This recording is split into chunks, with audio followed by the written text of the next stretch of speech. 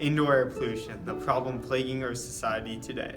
We spend so much time indoors and it causes a multitude of problems. Indoor air pollution is because of toxins, chemicals, volatile organic compounds, and even ozone. All of this causes lung cancer, increased rates of heart attack, asthma, and other issues dealing with our health.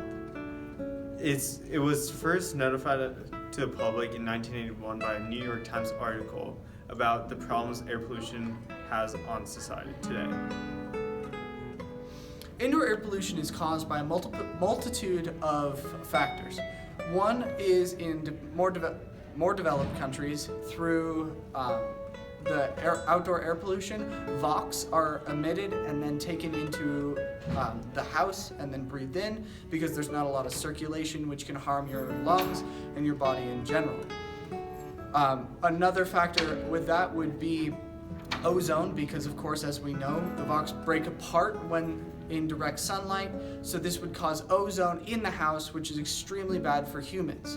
Another would be smoking. Smoking produces just carbon monoxide and tar in the air, which is a large problem for society because breathing in secondhand smoke is more awful for you than smoking in general. More than that, radon is emitted through all sorts of multitudes of ideas, through cracks in the foundation and all sorts of things, which you breathe in on a daily basis. Okay, so here's our solution. It's basically a super filter. This filter does a lot more things than just your ordinary filter. One, it uses activated carbon. Activated carbon acts as a great filter for a lot of different chemicals. Two, it is 0.1 nanometers apart. That is a very tiny, tiny, tiny hole that a lot of things cannot fit through, so it's gonna catch almost every single thing coming in. It's gonna filter all the air coming from outside to the inside of the room.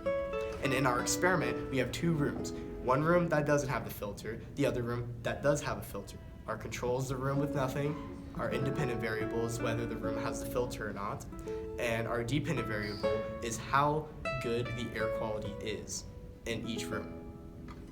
Our hypothesis is that the air quality in the room with the super filter is going to be much better than the room without the filter.